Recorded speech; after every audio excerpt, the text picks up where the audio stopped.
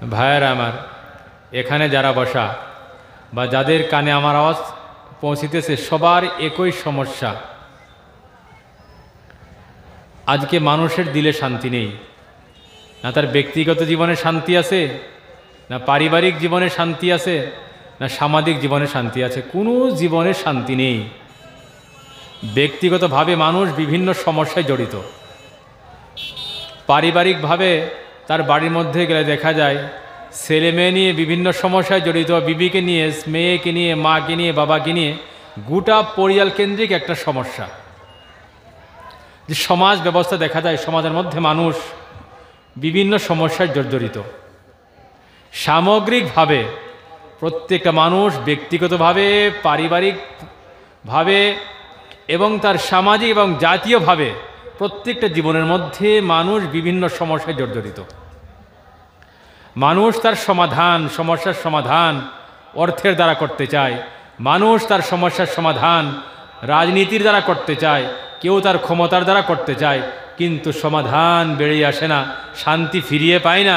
যে এক অশান্তিময় পরিবেশ ব্যক্তিগত জীবনে, পারিবারিক জীবনে, সামাজিক জীবনে, জাতীয় জীবনের মধ্যে যে অশান্তিময় পরিবেশ, এই অশান্তিময় পরিবেশকে শান্তির মধ্যে পরিবর্তন করতে পারে না। টাকা দিয়ে আরাম কিনা যাবে না, টাকা দিয়ে নরম বিছানা কিনা যাবে, কিন্তু টাকা দিয়ে মনের শান্তি কিনা যাবে না, টাকা দিয়ে ঘুম কিনা যাবে না। আপনি টাকা দিয়ে সুন্দর ঘর বানাতে পারেন, একটা সুন্দর রুম বানাতে পারেন, গরমের দিনে এসির হাওয়া নিতে পারেন, কিন্তু এসির হাওয়াতে এই সুন্দর রুমে বিছানা সুন্দর হবে, টাকার দ্বারা নিতে পারেন, কিন্তু টাকার দ্বারা বাজার থেকে ঘুম পাওয়া যাবে না। কেন? ঘুম আসবে কোন সময়? যে সময় দিলে শান্তি হবে।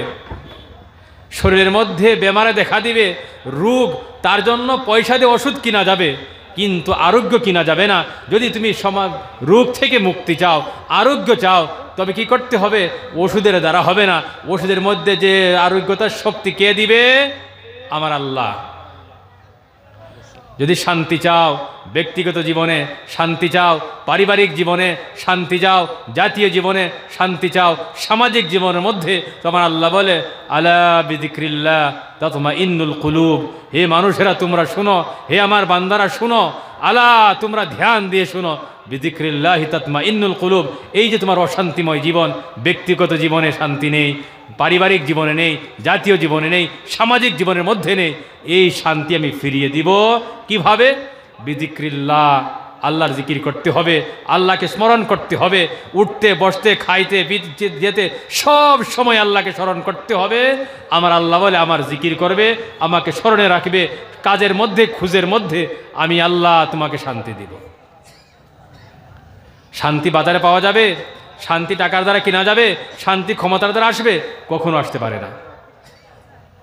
যদি শান্তি চাও তবে করতে কি হবে? আল্লাহর জিকির করতে হবে, আল্লাহর দেওয়া কথাগুলো মানতে হবে, নিষেধ করা কথাগুলোকে আল্লাহর বর্জন করতে হবে। আজকের মানুষ যে সমাজের মধ্যে বসবাস করে, যে সময়ের মধ্যে রয়েছে, এই সময় হলো দুনিয়ার মধ্যে সবচেয়ে জটিলতম সময়। হযরতে আদম থেকে নিয়ে আজ পর্যন্ত এমন সময় আসেনি, এমন ক্ষণ আসেনি, এমন সন্ধিক্ষণ আসেনি যে সন্ধিক্ষণের মধ্যে আমি আপনি রয়েছি। আজকের যে সময়, এই সময় দুনিয়ার সবচেয়ে জটিলতম সময়। এই সময় থেকে সব নবীরা পানা চাইতো, আমার নবী নিজে পানা চাইতেন, সাহাবারা পানা চাইতেন, এবং এই সময়ের কথা বললে সাহাবারা ভয়ে আতঙ্কিত হয়ে যেত যে হয়তো কিয়ামত কালকে আসবে। সাহাবারা বলে আমার নবী যে সময় এই আজকের কথা বলতো, আজকের দিনের যে বিভীষিকা এই কথা বলতো, সাহাবারা আতঙ্কিত হয়ে যেত যে এই তো আযাব এসে গেল, এই তো কি হবে, জটিল সন্ধিক্ষণে আমরা পৌঁছে গেলাম। তারা ইয়া নফসি ইয়া নফসি দুনিয়ার বুকে করতো, কিন্তু আজকের সময়ের মানুষ যারা, তারা আল্লাহকে ছেড়ে দিল। যে সময় নিয়ে, যে পরিবেশ নিয়ে সাহাবাদের জীবনের মধ্যে আতঙ্ক ছিল, তারা এই সময়কে ভয় করত, নবীরা ভয় করত, কিন্তু আজকের মুসলমান এই নবীর উম্মত এই সময়কে ভয় করে না, আল্লাহকে ডাকে না, নবীকে চিনতে চায় না, নবীর সাথে পরিচিত হইতে চায় না, সাহাবাদের সাথে কোনো সম্পর্ক রাখতে চায় না। আমার ভাইয়েরা, আজকে যে মুসলমান যে জায়গায় রয়েছে, সব জায়গার মধ্যে লাঞ্ছিত, তার অধিকার থেকে বঞ্চিত, যে জায়গার মধ্যে রয়েছে সে নিষ্পেষিত। জাতি যে কোন দিকে যাচ্ছে, ও তাদের সম্মান সব কিছু অবনমিত হচ্ছে। আল্লাহ তো এই জাতিকে এই জন্য সৃষ্টি করেনি। আমার আল্লাহ বলে আমি মুসলমানকে সৃষ্টি করেছি, তাদেরকে ধর্ম দিয়েছি, যার যে ধর্মে তারা ফলো করে, যে ধর্মকে অনুসরণ করে আমার কাছে সবচেয়ে পছন্দনীয় ধর্ম। আমার আল্লাহ বলে ইন্নাদ-দীন ইনদাল্লাহিল ইসলাম, যে আমি আল্লাহ সবচেয়ে ভালোবাসি ইসলামকে। আল্লাহ ভালোবাসবে ওই ব্যক্তিকে যে ইসলামকে অনুসরণ করবে। আল্লাহর কাছে প্রিয় ওই ব্যক্তি হবে যে ইসলামের প্রতিটি কাজ সে মানবে, তার জীবনে, তার কাজে, তার খুঁজে, তার কর্মে ইসলাম হবে। আমার আল্লাহর কাছে ওই ব্যক্তি প্রিয় হবে। আজকে যে আমার অভাব, আজকে আমার সমস্যা, আমার বিপদ, আমার সংকট, তার আসল কারণ হলো কি, আমি আল্লাহর রশিকে ছেড়ে দিলাম। যে রশি ধরলে আল্লাহ কি করবে, বরকত দিবে, রহমত দিবে, সে রশিটাই ছেড়ে দিলাম এবং ছিঁড়ে ফেললাম। আল্লাহ বলে ওয়াতাসিমু বিহাবলিল্লাহি জামিয়া, হে আমার বান্দা, তোমরা সব ইউনাইটেড হয়ে আমার দিকে আসো। ওয়ালা তাফাররাকু, তোমরা কি হবে না, ডিভাইড হবে না, কি হবে, এক হয়ে যাও, অনেক হবে না। একতার মধ্যে রহমত রয়েছে, একতার মধ্যে শক্তি রয়েছে, একতার মধ্যে বরকত রয়েছে। আজকে বাবা ছেলের সাথে সম্পর্ক নেই, ছেলে বাবার সাথে সম্পর্ক নেই, ভাই ভাইয়ের সাথে সম্পর্ক নেই, প্রতিবেশী প্রতিবেশীর সাথে সম্পর্ক বিচ্ছেদ করে ফেলেছে। এই সমাজের মধ্যে আল্লাহর তরফ থেকে বরকত হতে পারে না, আল্লাহর রহমতের দরওয়াজা খুলতে পারে না। এই সমাজের জন্য আল্লাহর রহমতের এবং বরকতের দরওয়াজা বন্ধ করে দেওয়া হবে, মুসিবতের দরওয়াজা খুলে দেওয়া হবে। কেন খোলা হবে? আমার আল্লাহ বলে মা আসাবাকুম মিন মুসিবাতিন ফাবিমা কাসাবাত আইদিকুম, হে মানুষেরা, আমার আল্লাহ বলে যে শুনো, যে তোমার মুসিবত হতে পারে ব্যক্তিগত জীবনে, তোমার সমস্যা হতে পারে পারিবারিক জীবনে, তোমার বিপদ আসতে পারে জাতীয় জীবনে, সব কিছুর পেছনে তোমার কর্ম। মা আসাবাকুম মিন মুসিবা, যত বিপদ হোক না কেন, যত সমস্যা হোক না কেন, যত সংকট হোক না কেন, সব সংকট এবং সমস্যার পিছনে তোমার কর্ম। মুসলমানের কর্ম খারাপ হয়ে গেল, আল্লাহ তাকে ছেড়ে দিল। যে সময় কোনো মানুষ আপনার বাড়িতে যাবে না, আপনার সম্পর্ক তার সাথে হবে। যে ব্যক্তির আপনার বাড়িতে আসা যাওয়া করবে, আমাদের বাসায় বলে কায়া দেখলে মায়া বাড়ে। যে সময় আপনার বাড়িতে কেউ আসা যাওয়া করে, ও পরিচিত ব্যক্তি, একদিন, 2 দিন, 3 দিন, 4 দিন, 5 দিন আসা যাওয়া হবে, তার সাথে একটা ভালো সম্পর্ক গড়ে ওঠে। এরপরে ভালোবাসা হয়, মহব্বত হয়ে যায়। কেন? আমার বাড়িতে আসা যাওয়া করে। এই যে আল্লাহর ঘর, এই ঘরের সাথে সম্পর্ক না থাকে, আল্লাহর সাথে পরিচয় হবে, আল্লাহর ভালোবাসা পাওয়া যাবে? কখনো পাওয়া যাবে না। আজকের মুসলমানের সবচেয়ে বড় সমস্যার কারণ হলো মুসলমানের কর্ম খারাপ হয়ে গেল। মুসলমান আল্লাহর ঘরকে বিরান করে দিল, বাজারকে আবাদ করে দিল। মুসলমান আল্লাহর ঘরকে বিরান করে দিল, থানাকে আবাদ করে দিল। মুসলমান আল্লাহর ঘরকে বিরান করে দিল, কোর্ট কাচারি আদালতকে আবাদ করে দিল। আরে বাবা, আমাকে আপনাকে আল্লাহ যে ধর্ম দিয়েছে, আমার নবী যে আদর্শ দিয়েছে, যদি আমি সে আদর্শবান হয়ে যাই, আমার ছেলে মেয়েকে করে নেই, আমার নসলকে করে নেই, আমার ছেলে কোনোদিন থানায় যাবে না, আমার ছেলে কোর্টে যাবে না, আমার ছেলে যেসব মসজিদকে আবাদ করে দিবে, আল্লাহর নবীর চরিত্রে আমার ছেলের চরিত্র হবে, সাহাবাদের আদর্শ আমার ছেলের আদর্শ হবে, আমার সমাজের আদর্শ হবে। এই সমাজের মধ্যে কোনোদিন থানার প্রয়োজন হবে না, ওই সমাজের মধ্যে কোনোদিন কোর্টের প্রয়োজন হবে না। কেন? সমাজ হবে রহমতওয়ালা, সমাজ হবে বরকতওয়ালা। যে সমাজে বরকত হবে, যে সমাজের মধ্যে রহমত হবে, এই সমাজ কোনোদিন বিচলিত হতে পারে না। এই সমাজ কোনোদিন থানার দরওয়াজায় কি যেতে হবে না। আজকের মুসলমান আল্লাহর ঘরকে বিরান করে দিল। আর যে ঘরের সাথে সম্পর্ক থাকলে আল্লাহ দুনিয়াতে কামিয়াবি দিবে, আখেরাতে সফলতা দিবে। দুনিয়ার কামিয়াবি বলতে মান, সম্মান, ইজ্জত, ধন, সম্পদ, সব কিছু দুনিয়ার কামিয়াবি। আমার আল্লাহ বলে এই ঘরের সাথে সম্পর্ক স্থাপন করে নাও, এই ঘরের সাথে তোমার মহব্বত হয়ে যাক, ভালোবাসা স্থাপন করে নাও, আমি আল্লাহ তোমার দুনিয়ার সমস্ত চাহিদা পূরণ করে দিব। এই ঘরের সাথে সম্পর্ক স্থাপন করে নাও, আমি আল্লাহ তোমার আখেরাতের সমস্ত চাহিদা পূরণ করে দিব। দুনিয়ার চাহিদা পূরণ করে দিবে, আখেরাতের চাহিদা পূরণ করে দিবে। দুনিয়ার চাহিদার মধ্যে রয়েছে মান, সম্মান, সম্পদ, ছেলে মেয়ে, এই সব কিছু হয়ে যাবে যদি এই ঘরের সাথে সম্পর্ক হয়ে যায়। আজকের একটা পরিবেশ, আমি এক সপ্তাহ আগে আমার কাছে এক বাবা আসে, রিটায়ার মানুষ, উনি বলে মৌলানা সাহেব আমি বাড়ি থেকে বেরোতে পারি না। আমি বললাম কেন? যে আমার 2টি ছেলে, 1টি মেয়ে, ছেলেও খারাপ, মেয়েও খারাপ, রিটায়ার হয়ে গেলাম, হজ করে আসলাম, এখন শুধু আমার সম্পর্ক মসজিদ আর বাড়ি। যে মানুষ সমাজে বসতে পারি না। কেন? ছেলে মেয়ে আমার ইজ্জতকে নষ্ট করে দিল। এই যে ছেলে মেয়েকে নিয়ে আতঙ্ক, একটা ভয়। ধনী মানুষ টাকা নিয়ে ভয়, সম্মানী মানুষ সম্মান নিয়ে ভয়, বহুত মানুষ জীবন নিয়ে আতঙ্কের মধ্যে রয়েছে। গরিব মানুষ, টাকা নেই, বিভিন্ন ধরনের ভয় রয়েছে। ছেলে লেখাপড়া করাবে, টাকার পয়সার জরুরত, পয়সা নেই। মেয়েকে নিকাহ করতে হবে, পয়সা নেই, কীভাবে দিবে? এই যে একটা ভয় আতঙ্কের পরিবেশ, এই আতঙ্কর ভয় কিভাবে দূর হবে? আমার আল্লাহ এত সুন্দর এবং সরল রাস্তা দিয়েছে, কিন্তু মুসলমান অবলম্বন করতে চায় না। আরে বাবা, বরকতের কথা তো সব শুনেছি। এই মিম্বরে বসে বসে হুজুরগণ প্রত্যেক জুমার দিন বিভিন্ন সময়ে সময়ে কথা বলে, এই কাজ করলে বরকত হবে, এই কাজ করলে কি হবে, বরকত চলে যাবে, এটা করো বরকত হবে, সেটা ছাড়া বরকত চলে যাবে। কিন্তু আমার আল্লাহ কোরআনে করিমের মধ্যে ধনী হওয়ার প্রসেস দিয়েছে। যে প্রসিজারটা পালন করা হয়, সে মধ্যে কাজ করা হয়, প্রত্যেকটা ব্যক্তি ধনী হবে। যে ব্যক্তি ঈমানওয়ালা, আমি আবার বলি, যে ব্যক্তির ঈমান রয়েছে আল্লাহর উপর, যে ব্যক্তির ঈমান রয়েছে নবীর উপর, সে ব্যক্তি কোনোদিন গরিব হতে পারে না। ঘুষ খেতে হবে না, সুদ খেতে হবে না, বেঈমানি করতে হবে না, মানুষের টাকা লুণ্ঠন করতে হবে না, সীমা ঠেলাঠেলি করতে হবে না। আমার আল্লাহ এত সম্পদ দিবে, আমার যে খাজানা, আমার যে আলমারির ভিতরে টাকা রাখা হয়, এই টাকা রাখার পর তালা লাগানো হয়, আলমারিতে তালা লাগানো হবে, দরওয়াজায় লাগানো হবে, বাড়ির গেটে লাগানো হবে।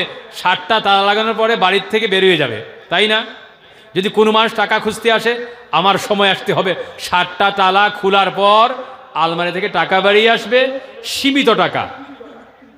আমার আল্লাহর যে খাজানা রয়েছে, আমার যে আল্লাহর গডরেজ রয়েছে, যে আলমারি রয়েছে, সে আলমারি তালা রয়েছে? সে আলমারির মধ্যে তালাও নেই, সে আলমারির কোনো ডালাও নেই। ডালা ছাড়া, তালা ছাড়া আল্লাহর খাজানা। আর সে খাজানাতে খুঁজতে গেলে কোন সময়ের প্রয়োজন নেই যে জোহরের সময় খুঁজতে হবে, আসরের সময় খুঁজতে হবে, 5 ওয়াক্ত খুঁজতে হবে। আল্লাহর এমন কোনো সময় নেই। আল্লাহ বলে, যে সময় ডাক দিবে আমি তোমার কাছে। ফাইন্নী করিব উজিবু দাওয়াতাদ দাঈ ইযা দাআনি, আমি সব সময় মানুষের কাছে, যে সময় সে ডাক দিবে আমি আল্লাহ তাকে সাড়া দেব। আল্লাহর খাজানাতে খুঁজতে গেলে সময়ের প্রয়োজন নেই। আল্লাহর খাজানার মধ্যে তালা ডালা কিছুই নেই। আল্লাহর খাজানা এত বিশাল, দুনিয়ার কোনো মানুষ তার পরিধির যে সীমা, সেই পরিধি বয়ান করতে পারবে না। আল্লাহর খাজানায় টাকা রয়েছে, আল্লাহর খাজানায় মান রয়েছে, আল্লাহর খাজানায় সম্মান রয়েছে, আল্লাহর খাজায় আমার সমস্ত চাহিদা রয়েছে, সমস্ত চাহিদা পূরণের আহিলা রয়েছে। কিন্তু আল্লাহর খাজানা থেকে আমাকে খোঁজার তরিকা জানতে হবে।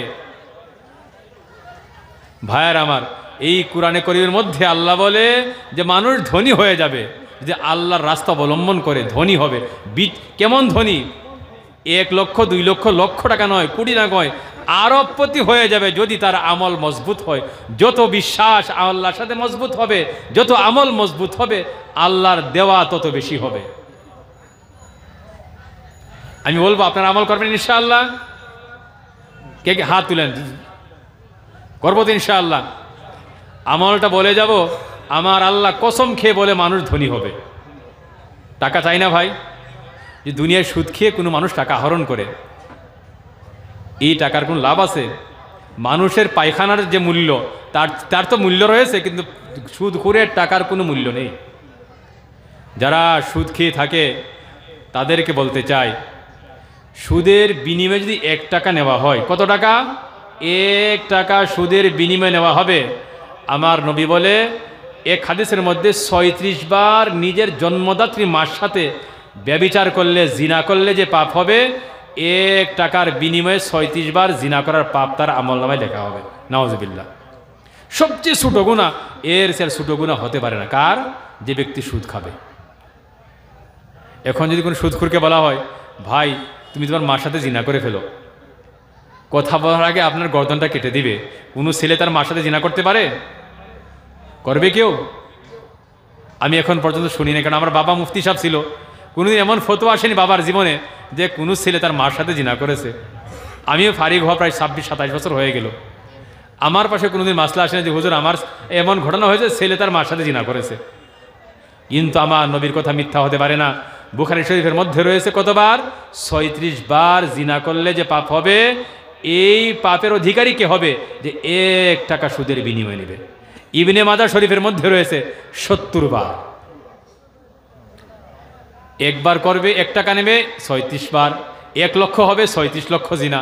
1 কোটি কামাই করে সুদের দ্বারা কত হবে? 36 কোটি বার জিনা করার পাপ তার আমল নামায় লেখা হবে। নাউজুবিল্লাহ। কার সাথে? যে মা 10 মাস গর্ভে ধারণ করেছে, বহু কষ্ট করে জন্ম দিয়েছে, বহু কষ্ট করে লালন পালন করেছে, সে মার সাথে 36 বার জিনা করার পাপ তার আমল নামায় লেখা হবে 1 টাকার বিনিময়ে। এটা সবচেয়ে ছোট গুনাহ। বড় গুনাহ কি হবে? আমার আল্লাহ বলে, ইয়া আইয়ুহাল্লাযীনা আমানু ওয়াদারু মা বাকিয়া মিনার রিবা ইন কুনতুম মুমিনিন ফাইন লাম তাফআলু ফা'যানু বিহারবি মিনাল্লাহি ওয়া রাসূলিহি। আল্লাহর যে আমরা যে নিজের ছেলেকে ডাক দিই, বাবা এদিকে আসো, মা এদিকে আসো, একটা আদরের ডাক আছে না?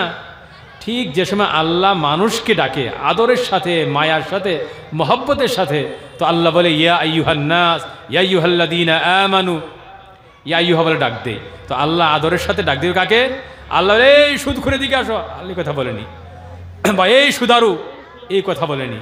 আল্লাহ সুদখুরও বলেনি, সুদারও বলেনি। আল্লাহ বলেছে ইয়া আইয়ুহাল্লাযীনা আমানু, হে আমার ইমানদার বান্দা। মহব্বতের সাথে, আদরের সাথে। কার সাথে? যে আল্লাহর নাফরমানি করে থাকে। এই নাফরমানের সাথে আল্লাহ কি ব্যবহার করেছে? আদরের সাথে, মায়ার সাথে বলে, হে ঈমানওয়ালা, ওয়াদারু মা বাকিয়া মিনার রিবা, যে তুমি সুদের টাকা ছেড়ে দাও, খেয়েছো ফেরত দাও। এরপর কি বলে? ইন কুনতুম মুমিনিন, সত্যিকার যদি তোমার ভিতরে, তোমার দিলের ভিতরে ঈমান রয়েছে, কি করো? সুদটা ফেরত দাও বা সুদটা ছেড়ে দাও। এই হলো আল্লাহর করুণা, আল্লাহর রুদ্রমূর্তির ভাব। ফা ইল্লাম তাফআলু, যদি না ছাড়ো, ফা'যানু বিহারবি মিনাল্লাহি ওয়া রাসূলিহি, তুমি কি করতে হবে? প্রস্তুত হয়ে যাও আল্লাহ এবং তার রসুলের সাথে লড়াই করতে। প্রস্তুত হয়ে যাও, এই সুদখোর, তুমি প্রস্তুত হয়ে যাও আল্লাহর সাথে যুদ্ধ করতে। তুমি প্রস্তুত হয়ে যাও আল্লাহ রসুলের সাথে যুদ্ধ করতে। আরে ভাই, আজকে পর্যন্ত কোনো বন্ধুর সাথে যুদ্ধ হয়েছে? এই যে প্যালেস্টাইন আর আপনার হামাসের যুদ্ধ, তারা কি বন্ধু না শত্রু? আমার কথা বুঝে আসছে ভাই? বন্ধু না শত্রু? যদি শত্রু হয়, তো সুদখোর আল্লাহর বন্ধু হবে না শত্রু হবে? আল্লাহর শত্রু হবে না? তো আল্লাহ কোরআনের মধ্যে বলে সুদখোর আমার শত্রু, এর সাথে আমার লড়াই, এর সাথে আমার যুদ্ধ ঘোষণা, এর সাথে নবীর যুদ্ধ ঘোষণা। আল্লাহরও যুদ্ধ হবে, নবীর সাথে যুদ্ধ হবে। কার হবে? সুদখোরের হবে। কেন? সে আল্লাহর শত্রু, সে নবীর শত্রু, আমার রসুলের শত্রু। যে রসুল কিয়ামতের দিন উম্মতের জন্য উম্মতি বলবে, গোটা নবীরা ইয়া নফসি করবে, কিয়ামতের বিভীষিকাময় একটা পরিবেশ হবে। যেদিন কিয়ামত সৃষ্টি হবে, আল্লাহর আদালত কায়েম হবে। এর মধ্যে একটা হয়তো আরশটা এমতই হতে পারে, বা এর একটা রূপ হবে, এর উপর কুরসি হবে, আল্লাহ কুরসি বিরাজমান হবে। আর বিরাজমান হওয়ার আগে ফিরিস্তারা কি করবে? দলে দলে আসবে। যেমতো কি হবে, chief minister, prime minister protocol হয়, একদল পুলিশ আসে, আবার পুলিশ আসে, ঠিক এভাবে আল্লাহর প্রোটোকল হবে। একদল ফিরিস্তা নামবে, মানুষ মনে করবে এই তো আল্লাহ এসে গেল, এই দল এসে একদিকে লাইন নিবে, আবার আসবে, ওইদিকে চলে যাবে। এইভাবে কয়েকবার হওয়ার পর একদল ফিরিস্তা এসে বলবে, ওয়ামতাজুল ইয়াউমা আইয়ুহাল মুজরিমুন, আল্লাহর আদালত কায়েম হবে। কারা হবে? হযরত আদম থেকে নিয়ে আমার নবীর শেষ উম্মতি পর্যন্ত, এরপর কিয়ামত পর্যন্ত যত মানুষ আসবে সবাই থাকবে। আল্লাহ বিচারপতি হবে। কি হবে? ওয়ামতাজুল ইয়াউমা আইয়ুহাল মুজরিমুন, আল্লাহর তরফ থেকে ঘোষণা হয়ে যাবে, আজকে কি হবে? নেককার দিয়ে একদিকে করা হবে, গুনাহকারকে একদিকে করা হবে, গুনার ক্যাটেগরি ওয়াইজ মানুষকে বসানো হবে। জিনা করে একদিকে হবে, সুদখোর একদিকে হবে, বেনমাজি একদিকে হবে, বেরোজগার একদিকে হবে, সবাইকে ক্যাটেগরি ওয়াইজ বসিয়ে দেওয়া হবে।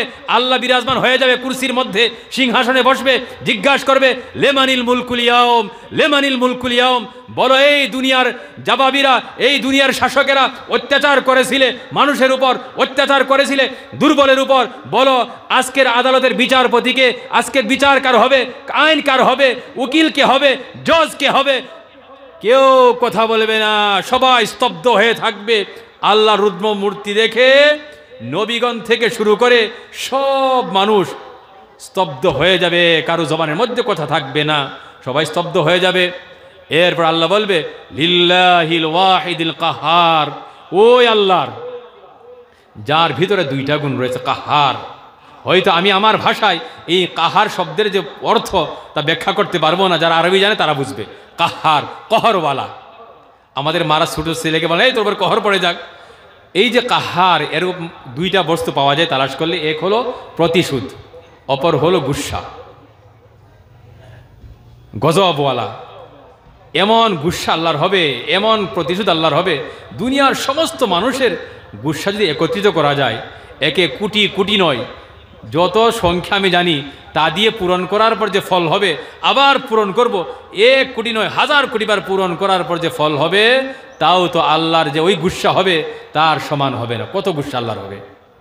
আর আল্লাহর প্রতিশোধের মিজাজ ওই দিন যে হবে, গুণ নয় কত গুণ হবে, দুনিয়ার ক্যালকুলেটর কম্পিউটারে কাজ করবে, অত গুণ আল্লাহর ইন্তেকামের মিজাজ হবে, অত গুণ বেশি আল্লাহর প্রতিশোধের মিজাজ হবে।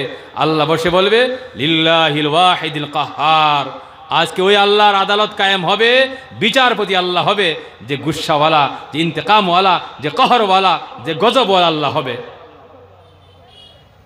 বিচার শুরু হবে। আর শুরু হওয়ার আগে পরিবেশটা কি হবে? সূর্যের মতো একটা নক্ষত্র মাথা থেকে 1 মাইল দূরে হবে। তার উষ্ণতায় মানুষের মাথার মগজ ভাতের মতো কি করে বলক করে পড়ে যাবে, পানি হয়ে যাবে, মগজের পানি হবে, ঘাম হবে। আর এই পরিবেশের মধ্যে সব মানুষ গুনার অনুযায়ী তারা সাঁতার কাটবে, কারো আঁঠু পর্যন্ত, কারো কোমর পর্যন্ত, কারো বুক পর্যন্ত। কেউ তো এই দুর্গন্ধময় পরিবেশের মধ্যে এই পানির মধ্যে হাবুডুবু খাবে। মুসলিম শরীফের হাদিস। আর এই সময় কি হবে? 7 ধরনের ব্যক্তিকে আল্লাহ তাআলা, এই যে তার আরশ হবে, একটা যে এমতো একটা স্টেজ হবে, এই স্টেজের একটা ছায়া হবে। স্টেজটা কত বড় হবে আমি আপনি কল্পনাও করতে পারবো না, কত বড় হবে। দুনিয়ার যত মানুষ আউয়ালুন আখিরিনের মধ্যে আদম থেকে নিয়ে একদম শেষ ব্যক্তি পর্যন্ত 7 ধরনের ব্যক্তিকে আল্লাহ তার আরশের ছায়ায় জায়গা দিবে। সাবআতুন ইউদিল্লুহুমুল্লাহু ফি যিল্লিহি ইয়াওমা লা যিল্লা ইল্লা যিল্লু আরশিহি। আমার নবী বলে 7 ধরনের ব্যক্তিকে ওই দিন, কিয়ামতের দিন, যেদিন কি হবে, কারো ছায়া হবে না, শুধু আল্লাহর আরশের ছায়া হবে। এই ছায়ার মধ্যে 7 ধরনের ব্যক্তিকে ছায়া দেওয়া হবে। প্রথম কি হবে? ইমামুন আদিল, ওই ব্যক্তি যে বিচারক, যে বড়, যে লিডার, বাড়ির থেকে শুরু করে, বাবা থেকে শুরু করে রাষ্ট্রপ্রধান পর্যন্ত সবাই কি হবে? ইমাম হবে। এই যে আমরা যে মানুষে মেল মারামারি করে না টাকা নিয়ে, যে কোনো মেল মারনেওয়ালা থাকেন, মেল মারনেওয়ালা ভাই, আপনার হাতে ফয়সালা নিজে বিচার যাচাই করে নেবেন যে আপনার জায়গা কোন জায়গায় হবে। আমার নবী বলে যদি মেল মারার পর টাকা নিয়ে ফয়সালা করা হয়, হককে না হক করা হয়, না হককে হক করা হয়, আমার নবী বলে ওই ব্যক্তিকে আল্লাহ তার আরশের ছায়ায় জায়গা দিবে না। কোন মানুষ তার চাকর নৌকরের সাথে নাইনসাফি করে, জুলুম করেছে, আল্লাহ তাকে আরশের ছায়ায় জায়গা দিবে না। ইমামুন আদিল, ন্যায় বিচারক, জীবনভর ন্যায় বিচার করেছে, আল্লাহ তাকে আরশের ছায়ায় জায়গা দিবে। 2 নম্বর কারা হবে? শাবুন নাশা ফি ইবাদাতিল্লাহ, এমন যুবক, তাদের কি করবে? আল্লাহ তাআলা আরশের ছায়ায় জায়গা দিবে, যাদের যৌবনকালটা আল্লাহর ইবাদতে কাটিয়েছে। যৌবনকাল বলতে কতদিন? বালিগ হওয়ার পর থেকে প্রায় 40 বছর যাবৎ যদি সে আল্লাহর কি করে ইবাদতের মধ্যে কাটিয়েছে, তাকে কি বলা হয়? যুবক বলা হবে। ওই ব্যক্তিকে যুবক বলা হবে। বালিগ হওয়ার পর থেকে 40 পর্যন্ত, তারপর কাহাল শুরু হয়। এই জীবনটা যদি তার আল্লাহর ইবাদতে কাটিয়েছে, তবে আল্লাহ তাআলা কিয়ামতের দিন তার আরশের ছায়ায় জায়গা দিবে। 3 নম্বর ব্যক্তি রজুলুন কলবুহু মুআল্লাকুম বিল মাসাজিদ, এমন ব্যক্তি যার দিলটা মসজিদের সাথে লেগে থাকে। বুড়া মানুষ, জওয়ান মানুষ, যুবক মানুষ, তার দিলটা মসজিদের সাথে। সকালবেলা ফজরের নামাজটা মসজিদে পড়ে, আবার জোহরের ফিকির করে, জোহরটা মসজিদে পড়ে, আসরের ফিকির করে, আসরটা পরে মাগরিবের ফিকির করে, মাগরিব পরে এশার ফিকির করে, এশা পরে ফজরের ফিকির করে। অর্থাৎ 5 ওয়াক্ত নামাজ আল্লাহর ঘর মসজিদে আদায় করে, জামাতের সহিত। জামাত পায়নি, চেষ্টা করেছে, আমার নবী বলে ওই ব্যক্তিকে আরশের ছায়ায় জায়গা দেওয়া হবে। এক কাজ। 2 নম্বর কাজ কি করতে হবে? মসজিদের যত দুনিয়াবি চাহিদা, ইমামের বেতন দিতে হবে, কারেন্টের বিল দিতে হবে, মুসল্লার ইন্তজাম করতে হবে, নির্মাণের কাজে সহায় করতে হবে। এই চাহিদা যদি পূরণ করে, 2 চাহিদা পূরণ করতে হবে। 1 নামাজের চাহিদা পূরণ করতে হবে। 2 নম্বর তার যত দুনিয়াবি চাহিদা পূরণ করে দিলে আমার নবী বলে ওই ব্যক্তিকে আল্লাহ তাআলা তার আরশের ছায়ায় জায়গা দিবে। 3 নম্বর ব্যক্তি ডান হাতে দান করবে, বাম হাতে টের পাবে না। অর্থাৎ শুধু আল্লাহর জন্য দান খায়রাত করবে। মসজিদে টাকা দিবে আল্লাহর জন্য, মাদ্রাসায় টাকা দিবে আল্লাহর জন্য, গরিবকে টাকা দিবে আল্লাহর জন্য, ভাইকে টাকা দিবে আল্লাহর জন্য, চাচাকে টাকা দিবে আল্লাহর জন্য, মামাকে টাকা দিবে আল্লাহর জন্য, অন্য কারোর জন্য নয়। আমার নবী বলে ওই ব্যক্তিকে আল্লাহ আরশের ছায়ায় জায়গা দিবে। 4 নম্বর ব্যক্তিকে হবে এমন এক মানুষ, এমন এক যুবক বা মানুষ পুরুষ যে নাকি জিনা করার সুযোগ পেয়েছে। ইমরাতু জাতু মানসিবিন ওয়া জামালিন দাআতহু, একজন মহিলা, সুন্দরী মহিলা তাকে জিনার দাওয়াত দিয়েছে, সে জিনাটা আল্লাহর ভয়ে ছেড়ে দিল। আমার নবী বলে ওই ব্যক্তিকে আল্লাহ তাআলা আরশের ছায়ায় জায়গা দিবে। আরেক ব্যক্তিকে হবে তাহাব্বা রাজুলানি ফিল্লাহ, এমন দুই ব্যক্তি যার ভালোবাসা আল্লাহর জন্য, ইজতামা আলাইহি ওয়া তাফাররাকা আলাইহি, তাদের জমা হওয়া আল্লাহর জন্য, জুদা হওয়া আল্লাহর জন্য। আমার নবী বলে ওই ব্যক্তিকে আরশের ছায়ায় জায়গা দেওয়া হবে। 7 নম্বর ব্যক্তিকে হবে তাখাল্লা রাজুলুন, ব্যক্তি একা হবে। যেসব আমরা বাড়িতে যাই, ঘুমাতে যাই, একা কোনো রুমে যাই, কোনো রুমে বসে আছি, আমার নবী বলে যদি ওই ব্যক্তির আল্লাহর ভয়ে তার চোখ থেকে পানি বেরিয়ে আসে, ভাই সবচেয়ে সহজ, ধ্যান দিয়ে শুনেন শেষ বাক্যটা আমার নবী হাদিসের মধ্যে বলে 7ম ব্যক্তি কি হবে? ওই ব্যক্তি যে সময় একা হয়ে যাবে, মসজিদে হয়ে যায়, বাড়িতে হই, খেতে হই, খামারে হই, রাস্তায় ঘাটে হই, যে জায়গায় হই না কেন, একা হয়ে গেলাম। একা হওয়ার পর আল্লাহর ভয়ে 2 চোখ থেকে পানি বেরিয়ে আসবে। আমার নবী বলে ওই ব্যক্তিকে আরশের ছায়ায় জায়গা দেওয়া হবে। একবার তো সুবহানাল্লাহ বলি। এই যে 2টা বস্তু রয়েছে, যে 2 বস্তু কি করে আল্লাহর আগুনকে, জাহান্নামের আগুনকে নিভিয়ে দেয়। এক হলো মানুষের চোখের পানি, যেটা আল্লাহর ভয়ে বেরিয়ে আসবে, 2 ফোঁটা পানির দ্বারা গোটা জাহান্নামের আগুন নিভে যাবে, সুবহানাল্লাহ। আরেক পানি হলো যে শহীদের রক্ত, যে নাকি দ্বীনের জন্য শহীদ হয়েছে, আল্লাহ নবী বলে তার রক্তের দ্বারা জাহান্নামের আগুন নিভে যাবে। তো ভাইয়ার আমার, এই যে বিভীষিকাময় পরিবেশ হবে, এই পরিবেশের মধ্যে 7 ধরনের ব্যক্তিকে আরশের ছায়ায় জায়গা দেওয়া হবে।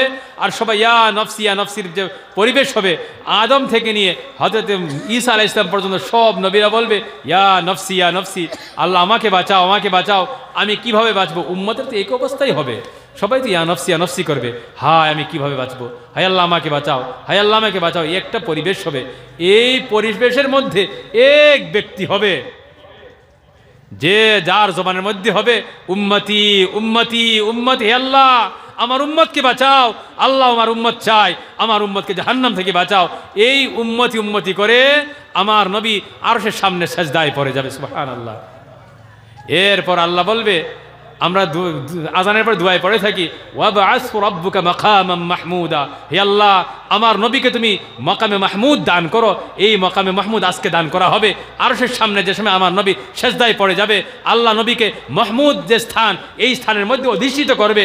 আমার আল্লাহ বলবে, ইয়া মুহাম্মদ ইরফা রাসাকা, এই আমার নবী মাথাটা একটু উঁচা করুন, মাথাটা তুলুন। সেজদায় পড়ে যাবে নবী, আল্লাহ কিছু দোয়া শিখিয়ে দিবে, দোয়া করতে থাকবে, সেজদায় পড়ে যাবে। আল্লাহ আদর্শ হইতে বলবে, ইরফা রাসাকা ইয়া মুহাম্মদ, হে মুহাম্মদ, হে আমার নবী মাথাটা উঁচু করুন। সাল তুতা, যা খুঁজবেন তা দিব।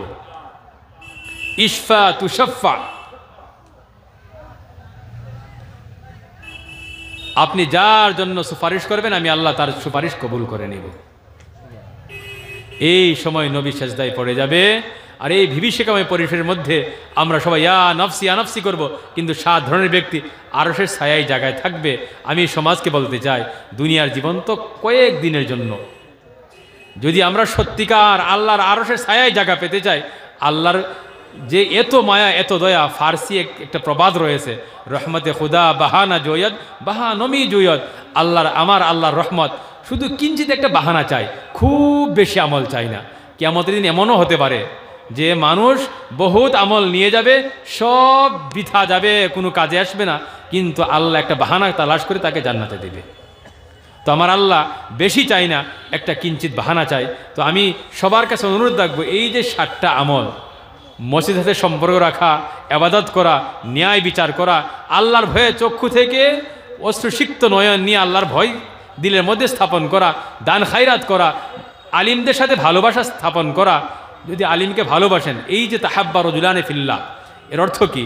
এর অর্থ হলো হক্কানি আলিম, রব্বানি আলিম, এদের সাথে মহব্বত করা, আর তার মহব্বত আপনি পাওয়া। দুইজনের যে সময় মহব্বত হয়ে যাবে, আমার নবী বলে 2 ব্যক্তিকে আরশের ছায়ায় জায়গা দিবে।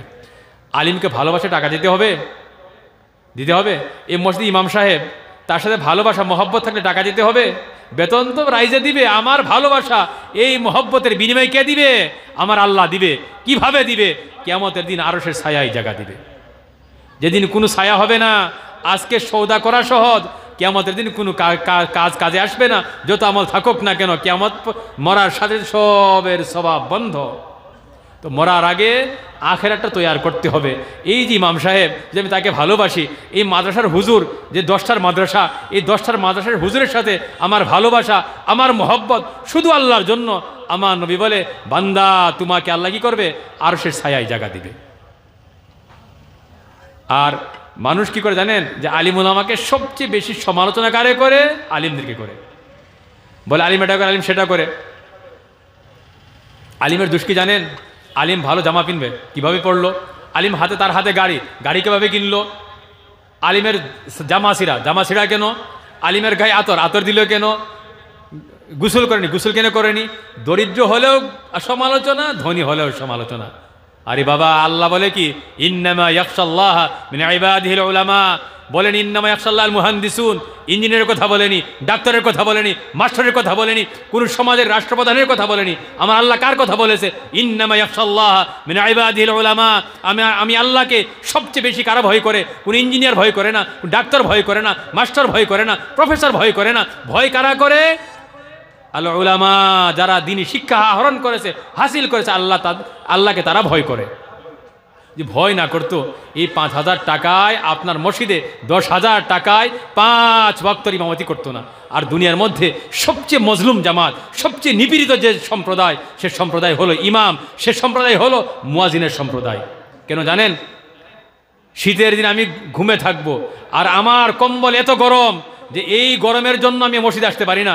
কিন্তু আমার মুয়াজ্জিন সাহেব বৃদ্ধ মানুষ, সে উঠতে পারে না, লাঠি নিয়ে চলাফেরা করে, এই লাঠি নিয়ে টুকটুক টুকটুক করে মসজিদে এসে আজান দিবে। কেন? তাকে যে আজান না দেয়, কালকে তাকে মসজিদ থেকে বাহির করে দেওয়া হবে। ইমাম সাহেব যত মুসিবত থাকুক না কেন, সকালবেলা মসজিদে আসতে হবে। আমার আসার প্রয়োজন নেই, কেন আমি টাকা দিই না। সবচেয়ে নিপীড়িত জামাত হলো, সম্প্রদায় হলো ইমামদের। একটু আগে পিছিয়ে হলে সমালোচনা শুরু হবে। আর এই ইমামদের কথা বলে, মুয়াজ্জিনদের কথা বলে, আমার নবী বলে এক হাদিসের মধ্যে 7 বছর, অপর হাদিসের মধ্যে 12 বছর। যদি কোনো মুয়াজ্জিন আল্লাহকে বাঁচতে, আল্লাহর জন্য যদি 12 বছর আজান দেয়, আমার নবী বলে বেলা হিসাবে কিতাব তাকে জান্নাত দেওয়া হবে। সুবহানাল্লাহ। এ হলো মুয়াজ্জিনের মর্যাদা। অপর হাদিসে রয়েছে 7 বছর যদি কোনো ব্যক্তি আজান দেয়, তাকে জান্নাত দেওয়া হবে। এক হাদিসের মধ্যে 3 বছরের কথা উল্লেখ রয়েছে। যদি আল্লাহর জন্য আজান দেওয়া শুরু করে, এই মুয়াজ্জিনকে আল্লাহ বেলা হিসাবে কিতাব আজান কি করবে? জান্নাতে দিবে। যারা টাকা দিয়ে নেওয়ালা, সমালোচনা করে নেওয়ালা, তোমার আমার জন্য কিছু নেই। কার জন্য রয়েছে? ইমামের জন্য। কার জন্য? মুয়াজ্জিনের জন্য। কার জন্য? উলামাদের জন্য। ইন্নামা ইয়াখশাল্লাহ মিন ইবাদিল উলামা। আমার আল্লাহ বলে, সবচেয়ে বেশি ভয় আমাকে কারা করে? আমার উলামা করে। তো ভাইয়েরা আমার, যদি কোনো আলিমের সাথে আমার ভালোবাসা হয়ে যায়, এই ভালোবাসা কি করবে? আমাকে আল্লাহর আরশের ছায়ায় জায়গা দিবে। কোনো ধনীর সাথে ভালোবাসা হবে, ইঞ্জিনিয়ারের সাথে হবে, ঘোটালা করেনেওয়ালা। আমি বহুতের সাথে আমার সম্পর্ক, মনে রাখবেন যে পয়সা দিয়ে যদি মাস্টার, ডাক্তার, ইঞ্জিনিয়ার, মাস্টারের পয়সা তো আলহামদুলিল্লাহ কোনো ঘুষ টুস নেই, ডাক্তার, ইঞ্জিনিয়ার, অমুক তমুক। আমার বহু ডাক্তারের সাথে সম্পর্ক। আমি বলে থাকি যে আল্লাহর জান্নাত হয়তো ডাক্তারের জন্য তালা লাগিয়ে দেওয়া হবে। আজকের যে ডাক্তার সমাজের মধ্যে রয়েছে, আজকে শর্টকাট ধনী হওয়ার রাস্তা হলো কি? এই যে আপনার ডাক্তার বানানো। অথচ আল্লাহ 2 সেবাকে ভালোবাসে। আল্লাহ কোরআনের মধ্যে বলে, বাস্তাতান বিল ইলমি ওয়াল জিসমি। 2 পেশা, এক পেশা হলো ইলমের, শিক্ষার, অপর পেশা স্বাস্থ্যের। এই 2 পেশার সাথে যারা জড়িত হবে, আল্লাহর ভালোবাসা তাদের সাথে। ডাক্তারের সাথে আল্লাহর ভালোবাসা, শিক্ষকের সাথে আল্লাহর ভালোবাসা। কেন? আল্লাহ বলে বাস্তাতান বিল ইলমি ওয়াল জিসমি। একটা জাতি যদি গঠন করতে চায়, আল্লাহ 3টা কি দিয়েছে? শক্তি দিয়ে জাতির জন্য। এক জায়গায় বলেছে 2 শক্তির এক কথা একসাথে, অপর জায়গায় অর্থের কথা। ওয়ালা তানসা নসিবাকা মিনাদ দুনিয়া। হে মানুষেরা, দুনিয়া ভুলো না। দুনিয়ার মধ্যে তোমার অধিকার রাখা হয়েছে। অধিকার অর্থের হতে পারে, অধিকার শিক্ষার হতে পারে, অধিকার স্বাস্থ্যের হতে পারে। যত অধিকার রাখা হোক না কেন, অধিকার তোমার রাজনীতির হতে পারে। সব অধিকারকে তোমাকে সাব্যস্ত করতে হবে। কেন? জাতিকে গঠন করতে হবে এমন জাতি যে সুস্থ হবে, সবল হবে এবং শান্তিপ্রিয় জাতি হবে। এই জাতি যদি গঠন করতে চায়, আল্লাহ 3টা উপাদান বলেছে। 3টা উপাদান যে জাতির ভিতর হবে, সে জাতি সবচেয়ে শ্রেষ্ঠ হবে। ওই জাতি কেমন জাতি হবে? আমার আল্লাহ বলে, ওয়ালা তাহিনু ওয়ালা তাহজানু ওয়া আনতুমুল আ'লাউনা ইন কুনতুম মুমিনিন। তোমরা ভয় পাবে না, দুনিয়ায় ভয় হবে না। ওয়ালা তাহজানু, আখিরাতে চিন্তা হবে না। কেন হবে না? ইন কুনতুম মুমিনিন, যদি তোমরা কি করো? ইমানি চাহিদাটা পূরণ করে দাও। এমন জাতি কিভাবে গঠিত হবে? যার ভিতরে 3টা উপাদান থাকবে। এক থাকবে স্বাস্থ্য, অপর থাকবে শিক্ষা, থাকবে অর্থ। এই 3 উপাদান যে জাতির ভিতরে হবে সে জাতি বিশ্বের সেরা হবে। আজকে ইউরোপ কান্ট্রিতে ইউরোপের মানুষের হাতে টাকাই টাকা। মুসলমান, আসামের মুসলমান সব গরিব, কয় টাকা আমাদের হাতে আছে? ভালো মানুষের টয়লেট যে নির্মাণ করে, ভালো মানুষের টয়লেট নির্মাণ করার টাকা আমাদের হয়নি এখন পর্যন্ত। সাইবার করে, অমুক করে, তমুক করে টাকা আহরণ করেছে, সুদ খেয়ে, ঘুষ খেয়ে। এই টাকা তো আল্লাহর কি হবে? দুজখের খড়ি হবে। বাকি আমাদের আসার ময়মনসিংহ মুসলমান এমন টাকা নেই যে ধনী মানুষের ল্যাট্রিনের সমতুল্য আমার টাকা হয়েছে। তো ভাইয়ার আমার, যদি জাতিকে যদি এগিয়ে নিতে চান, জাতির ভিতরে 3টা বস্তু থাকতে হবে। এক হবে স্বাস্থ্য, অপর হবে শিক্ষা, অপর হবে অর্থ। কিন্তু আজকে ডাক্তার সমাজের মধ্যে যারা, সবাই নয়, কিছু সংখ্যক ডাক্তার রয়েছে, আমি তাদেরকে বলে থাকি, বহু ডাক্তারকে মস্করা করে থাকি, যা হয়তো আল্লাহর জান্নাতের মধ্যে ডাক্তারের জন্য তালা লাগিয়ে দেওয়া হবে, এমনি রিপোর্ট করানো হয়। দেখবেন ডাক্তারের বিল্ডিং উঁচা থেকে উঁচা হবে এবং রুগী নিচ দিকে যাবে, এমন জায়গায় যাবে আর ফিরে আসবে না। সত্যি না মিথ্যা বলুন? আমি দেখেছি, আমার বাস্তব ঘটনা। ডাক্তারের বিল্ডিং উঁচা হবে এবং রুগী মাটির নিচে চলে যাবে।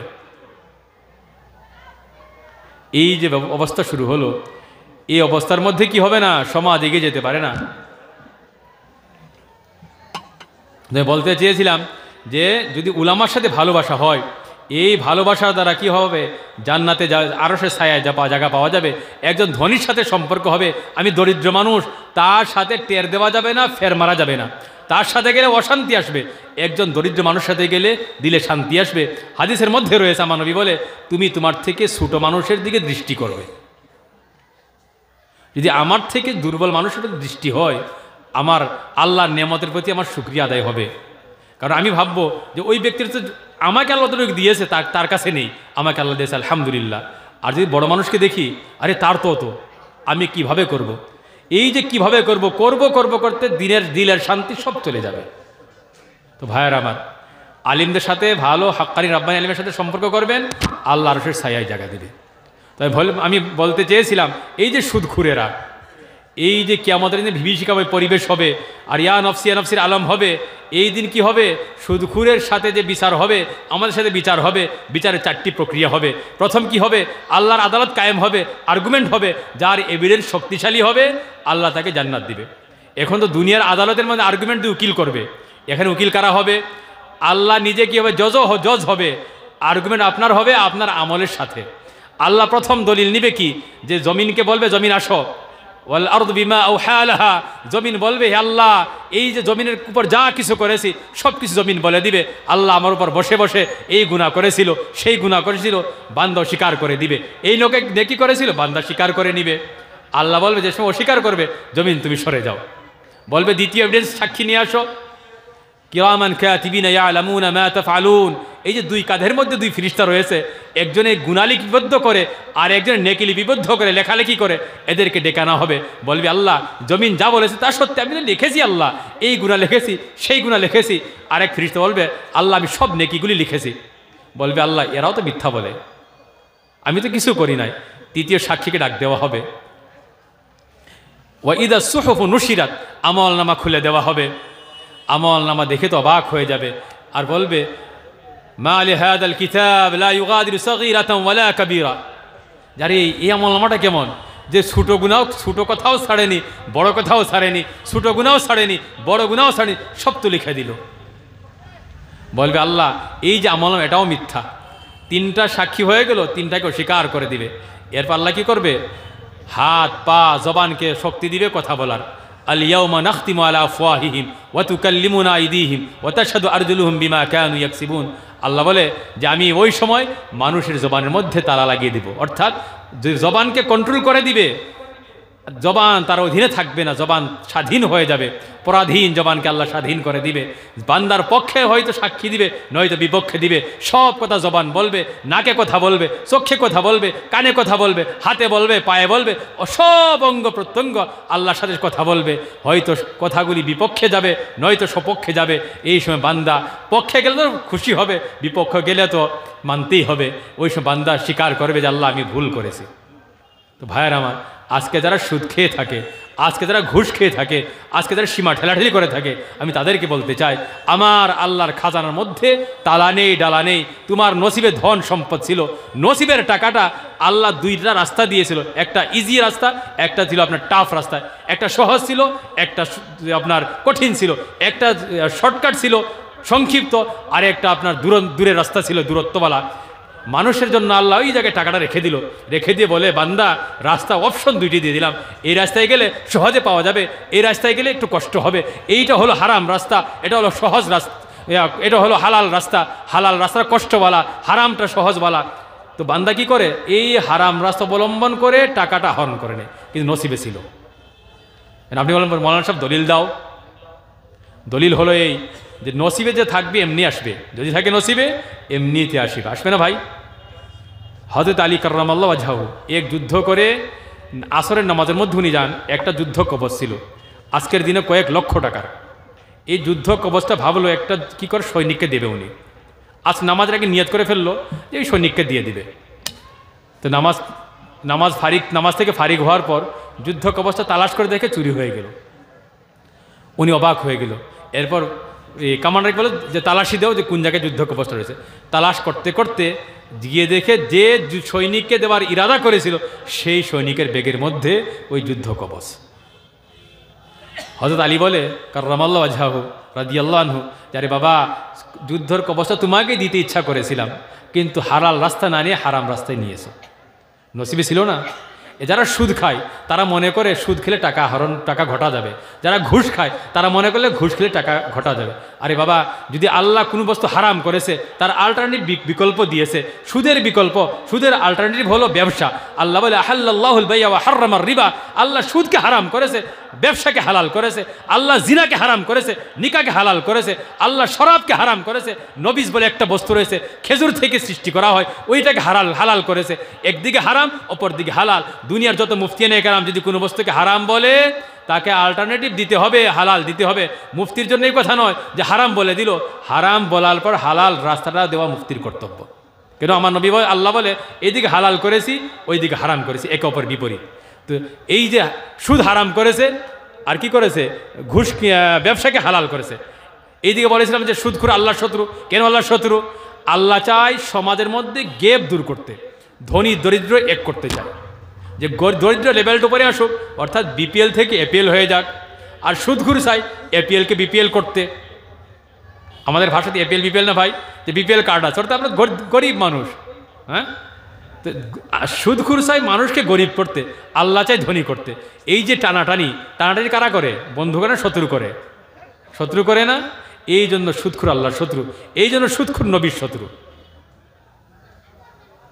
তো এই যে আমি বলেছিলাম ইজি মানিয়াটা করা, এখন এই সুদখোরের জন্য আল্লাহ টাকা রেখেছিল। সুদখোরে গিয়ে হারাম রাস্তা অবলম্বন করে টাকাটা নিয়ে আসলো, অথচ তার নসিবে ছিল। সে যদি ব্যবসায় লেগে যেত, হাদিসের মধ্যে রয়েছে ব্যবসায়ী সম্পর্কে এক হাদিসের মধ্যে আছে যে ব্যবসার মধ্যে আল্লাহ দুনিয়ায় যত প্রফিটের লাভ রেখেছে 100-র ভিতরে 90টা লাভ ব্যবসা বাণিজ্যের ভিতরে, 10টা লাভ চাকরি বাকরি খেতিবাতি ইত্যাদিতে। আর আমাদের মানুষ খেতিবাতি করতে চায়। আমি গুজরাটে 11 বছর কাজ করেছি।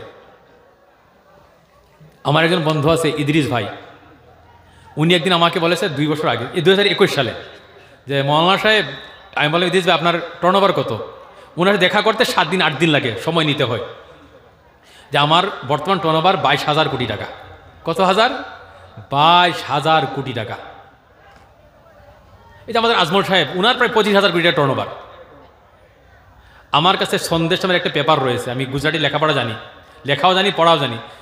গুণবন্ত শাহ বলে একটা মানুষ, যে সময় আজমল প্রথম আপনার এমপি হয়, ওই সময় লেখা লিখেছিল, আমি পেপার কাটিংটা রেখেছি, 6,000 কোটি টাকা লিখেছিল 2003 সালে। যে আজমলের টার্নওভার, আমার কাছে পেপার রয়েছে গুজরাটি পেপার, সব এমপিদের কথা বলেছিল। র্যাঙ্ক যে অত নম্বর এমপি উনি, 6,000 কোটি টাকা উনার বিজনেস টার্নওভার, মানে গোটা ব্যবসা 6,000 কোটি টাকা। প্রফিট তো আলাদা হবে, যে 6,000 কোটি টাকার ব্যবসা 2003 সালে। আজ কত সাল? 24। 21 বছর পরে কত হাজার কোটি টাকা হবে হিসাব করে নিন। তো ভাইয়ের আমার, এই যে আমি গুজরাটি জাতিকে দেখেছি, এরা শতকরাই ব্যবসায়ী। যে চাকরি আছে সাথে ব্যবসা রয়েছে। কেন? আমার আল্লাহর ওয়াদা, ব্যবসার মধ্যে বরকত রয়েছে। কতটুক? 90% লাভ। আর কোন ব্যবসার জন্য? আজকের বাজার, এই বাজারের মধ্যে বরকত নেই। কেন জানেন? সন্ধ্যাবেলায় সুদের খাতা নিয়ে যাবে, যে ডেলি কি বলে, ডেলি কি একটা বলে না, ডেলি দিতে হয়, ডেলি কি একটা বাক্য ব্যবহার করে আমাদের এখানে, যে ডেলি ইনকাম না ডেলি কি একটা দেওয়া হয়, যে ডেলি কিস্তি দেওয়া হয়। এই যে ডেলি কিস্তিওয়ালা, কিসের জন্য? আমি জিজ্ঞাসা করলাম ডেলি কিস্তিটা কি? বলে সুদে টাকা নিয়েছি অত টাকা, 1 মাসে ডেলি অত দিতে হবে। যে যার ফাউন্ডেশন সুদে হবে, মনে রাখবেন, যে বস্তুর ফাউন্ডেশন সুদে হবে গোটা হারাম হবে। যে ব্যবসাটা সুন্নতের মোতাবিক হবে, আল্লাহ রসুলের মোতাবিক হবে, ওই ব্যবসার মধ্যে আল্লাহ 90% লাভ দিবে। আর এই যে ব্যবসায়ী, একজন ব্যবসায়ী জায়গার মধ্যে ব্যবসা করবে সুন্নত মোতাবিক এই বাজারের মধ্যে, আর একজন মানুষ বেকার মানুষ এই ঘরের মধ্যে বসে বসে সারাদিন আল্লাহর ইবাদত করবে, উত্তম কে হবে? আমার নবী বলে, যে ব্যক্তি সুন্নত মোতাবিক ব্যবসা করবে, 5 ওয়াক্ত নামাজ পড়বে, ওই ব্যক্তির ব্যবসা এই ব্যক্তির ইবাদত থেকে উত্তম। আল্লাহ নবী বলেনি যে তুমি ইবাদত করবে তোমার হাসর নসর সিদ্দিকের সাথে হবে, আবু বকরের সাথে হবে, এই কথা আল্লাহ নবী বলেন। আল্লাহ নবী বলেছে যে সত্যবাদী ব্যবসা হবে, যার ব্যবসা সততার ভিতরে হবে, সত্যের সাথে হবে, এর হাসর নসর কার সাথে হবে? সিদ্দিকিনের সাথে, হযরত আবু বকরের সাথে হবে। কত বড় মর্যাদা! কিন্তু ব্যবসাটা করতে কীভাবে? সুন্নত মোতাবিক, সুদ মুক্ত ব্যবসা হতে হবে। আজকে বাজার সুদের মধ্যে জড়িত হয়েছে। যে বাজারে সুদ হবে, এই বাজারে কী হবে না? বরকত হতে পারে না। আর যারা ব্যবসায়ী মানুষ, তারা সুন্নত মোতাবিক ব্যবসা করে, কিন্তু তারা জাকাত দেয় না। আজকে যে মাছের ব্যবসা যারা করে, শতকরা 98 জন মানুষের উপর জাকাত ফরজ। আমি একটা লেটেস্ট ঘটনা বলি। ডিউকের পাওয়ার আগে বাম হাতে হায়াত মেডিকেল, ছেলের নাম আব্দুল আজিজ। আজকে যে 3 বছর আগে, এই দ্বিতীয় রমজান, এক রমজান আগে আমি উমরায় যাব, তার দোকানে বসা। বলে হুজুর দোয়া করবেন ব্যবসায় বরকতের জন্য। আমি বললাম যে তোমার কত টাকা ইনভেস্ট করেছে? বললে অত টাকা। জাকাত দাও? জাকাত দিন। আমি বললাম তোমার দোকানে বিক্রি হবে, আল্লাহ তাআলা সম্পদ বাড়িয়ে দিবে, তো তুমি হিসাব করে জাকাত দিবে, আমার মাদ্রাসায় একটা অংশ দিবে। আমি তোমরাই চলে যাই রমজানে, ঈদের সময়, ঈদের পরে আসি। বললো হুজুর 8,000 টাকা জাকাত দিয়েছে। গত বছর 75,000 টাকা জাকাত দিয়েছে এই রমজানে, আমাকে 8,000 দিয়েছে মাদ্রাসার মধ্যে। বললো হুজুর যেদিন জাকাত দিয়েও শেষ করলাম, আমার কাস্টমার বেড়ে গেল, আমার দোকানও বেড়ে গেল। অথচ তার দোকান 10টার পরে খুলে, সে কোনদিন 12টার সময়। গিয়ে জিজ্ঞাসা করে নেবেন, তার ব্যবসা 2 3 হয়ে গেল। 7,000 টাকার কই 75,000 টাকা। তো ভাইয়ার আমার যারা ব্যবসায়ী মানুষ, তারা জাকাত দিবেন, সুন্নত মোতাবেক ব্যবসাটা করবেন, আল্লাহ বরকত দিবে। তো ধনী হওয়ার জন্য সুদ খেতে হবে না, ধনী হওয়ার জন্য ঘুষ খেতে হবে না। ধনী হওয়ার জন্য একটু মেহনত করে, আমাদের মানুষ মেহনত করে কিসের দ্বারা? এই শরীরের দ্বারা। আমাদের মানুষ এই মাথা দিয়ে মেহনত করে না, উপরের যে মঞ্জিল, এই মঞ্জিল দিয়ে মেহনত করে না। আমাদের সারা মানুষের চিন্তা কাঁধের দ্বারা, হাতের দ্বারা, পায়ের দ্বারা। খেতে যাবে কিন্তু মাথার চিন্তা করে না। আমি নাগাল্যান্ডে বয়ান করতে গিয়েছিলাম, কয়েকটা কারগুজারি বলি। নাগাল্যান্ডে 18 সালে বয়ান করতে যাই, যে জালকি বলে একটা টাউন রয়েছে, এই টাউনের মধ্যে গেলাম। যাওয়ার পর আমি মসজিদে মরকজে বয়ান করি। সিলেটি মানুষ আর বিহারি মানুষ বললো যে মৌলানা সাহেব, এই জালকিকে আবাদ করেছে একটা মানুষ ছিল, আব্দুল বারিক, ইন্তেকাল করেছে। এই বারিক ভাই আর একজন কাছারি মানুষ তার আবাদ করেছে। বলে বারিক ভাই তার জায়গার মধ্যে, আর আমরা তো কোন জায়গায় পৌঁছে গেলাম। বলেন পার্থক্য কেন? উনি বলে আপনাদের ময়মনসিংহ মানুষ কোনো জায়গায় আসলে কুদাল আর উড়ি তালাশ করে খেতে যাবে, কাজ করতে যাবে, গলি গলি কাজ করতে যায়। আর আমরা সিলেটি কাছারি মানুষ গলি গলি ব্যবসা তালাশ করতে যাই। দেখবেন সিলেটি সম্প্রদায়ের মানুষ খুব ধনী, তারা বোম্বের গলিতে, বিশ্বের সব জায়গার মধ্যে সিলেটি মানুষ পাওয়া যায়। এমন দেশ বাকি নেই যে জায়গার মধ্যে আমাদের হুজাইর মানুষ নেই। একই জায়গা, একই জমি, একই আবহাওয়া, একই পানি, একই মাটি, কিন্তু তারা আমরা থেকে 1000 বছর আগে, আমরা তাদের থেকে 1000 বছর পিছনে, আমলের মধ্যে, টাকার মধ্যে, অর্থের মধ্যে, ইমানের মধ্যে, সব কিছুর মধ্যে। তার কারণ কি? আমার ইমান সুদের মধ্যে, আমার ইমান বেঈমানির মধ্যে, আর তার ইমান আল্লাহর উপর, তার ইমান ব্যবসার উপর। তার বিশ্বাস রয়েছে যে আমি নবীর সুন্নত মোতাবেক ব্যবসা করব, আল্লাহ আমাকে ধনী করে দেবে। আর আমার বিশ্বাস আমি সুদ খেয়ে নিব, আমি টাকা ধনী হয়ে যাব। মনে রাখবেন, যারা সুদ খায় এদের জীবনে শান্তি আসতেই পারে না, আসবেও না। আমার আল্লাহ বলে, ওমান আরাদান যিকরি ফাইন্না লাহু মাঈশাতান দানকা ওয়া নাহশুরুহু ইয়াওমাল কিয়ামাতি আ'মা ক্বালা রাব্বি লিমা হাশারতানি আ'মা ক্বালা ক্বাদ কুনতু বাসীরা ক্বালা কাযালিকা আতাতকা আয়াতুনা ফানাসিতাহা কাযালিকাল ইয়াওমা তুনসা। কি করবে? সুদখুরের জীবন কোনদিন শান্তি হতে পারে না। আল্লাহ সুদখুরের জীবনকে সংকুচিত করে দিবে। কেন? তার জীবন সংকীর্ণ হবে, সব কাজে তার বাধা হবে, সব কাজে কি হবে? তার টেনশন হবে। টাকা বহুত হতে পারে, কিন্তু তার জীবন দিলের মধ্যে শান্তি নেই। ভালো করে ঘুমাতে পারে না, ভালো করে খেতে পারে না। তার দিলের মধ্যে জিজ্ঞাসা করবেন, কখনো তার দিলে শান্তি আসতেই পারে না। আমার আল্লাহ বলে, ওমান আরাদান যিকরি, যে নাকি আমার জিকির থেকে, আমার কোরআন থেকে, আমার আহকাম থেকে দূরে সরে যাবে, ফাইন্না লাহু মাঈশাতান দনকা, তার দুনিয়া আমি সংকুচিত করে দিব, তার দুনিয়া সমস্যায় জর্জরিত হবে, আখিরাতের মধ্যে আযাব দিয়ে দেব। আর কি হবে? ওয়া নাহশুরুহু ইয়াউমাল কিয়ামাতি আমা, আল্লাহ বলে দুনিয়া সংকুচিত হবে, সংকীর্ণ হবে, মুসিবত জাদা হবে, সংকটওয়ালা হবে। আখিরাত কি হবে? ওয়া নাহশুরুহু ইয়াউমাল কিয়ামাতি আমা, আখিরাতের মধ্যে তার চক্ষু অন্ধ করে দেওয়া হবে, দৃষ্টিহীন করে দেওয়া হবে। দৃষ্টি হবে না, বিনাই হবে না, দৃষ্টিহীন হবে। বান্দা বলবে, আল্লাহ ক্বালা রাব্বি লিমা হাশারতিনি আমা, আল্লাহ আমাকে কেন আন্ধা করে দিলে, আমাকে কেন দৃষ্টিহীন করে দিলে? ওয়াকাদ কুনতু বাসীরা, আমার তো দৃষ্টি ছিল, আমার তো নয়ন ছিল, আমার চক্ষু ছিল, আমি চক্ষু দ্বারা দুনিয়াতে দেখতাম।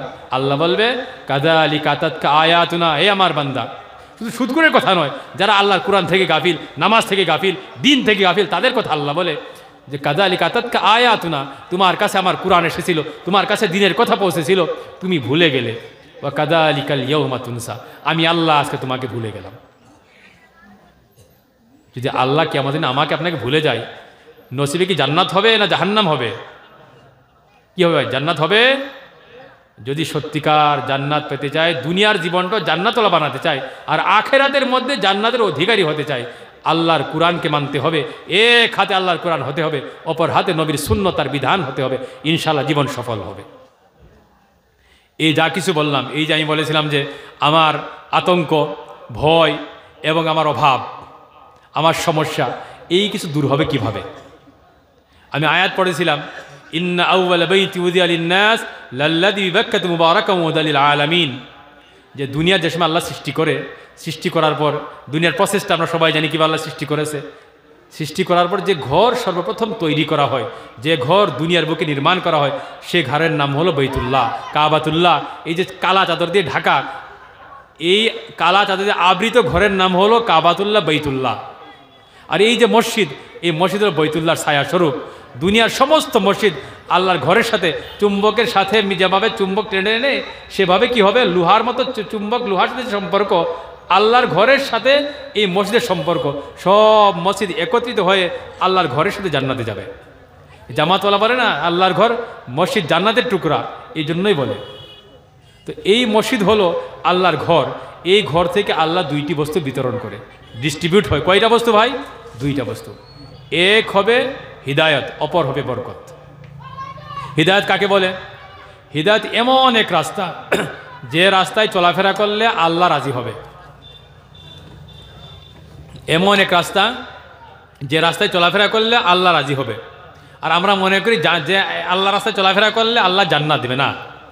যে রাস্তায় চললে আল্লাহ রাজি হবে, এবং আল্লাহ রাজি এবং খুশি হওয়ার পরে যে বিনিময় দিবে, যে প্রতিদান দিবে, সে বিনিময়ের প্রথম নাম হলো জান্নাত। প্রথম বিনিময় কি হবে? জান্নাত। সমাপ্তি হয়নি, সমাপ্ত পরে হবে। জান্নাত পাওয়ার পরও আরও কিছু পাওয়া যাবে। কিসের বিনিময়ে? আল্লাহ রাজি এবং খুশি হওয়ার বিনিময়ে। যে সময় আমার আল্লাহ রাজি হয়ে যাবে, আল্লাহ খুশি হবে, আমাকে জান্নাত দিবে। প্রথম প্রতিদান, প্রথম বিনিময় জান্নাত হবে। দ্বিতীয় বিনিময় কি হবে? দ্বিতীয় বিনিময় আল্লাহর দিদার হবে। যে সময় আমরা জান্নাতের জন্য পাগল, দিবানা না? জান্নাত সম্পর্কে নবী বলে, জান্নাত এমন হবে, ওয়ালা আইনুন সামিয়াত ওয়ালা আইনুন রাআত ওয়ালা উযুনুন সামিয়াত, এমন জান্নাত এত সুন্দর হবে, কোনো কান তার বর্ণনা শুনেনি।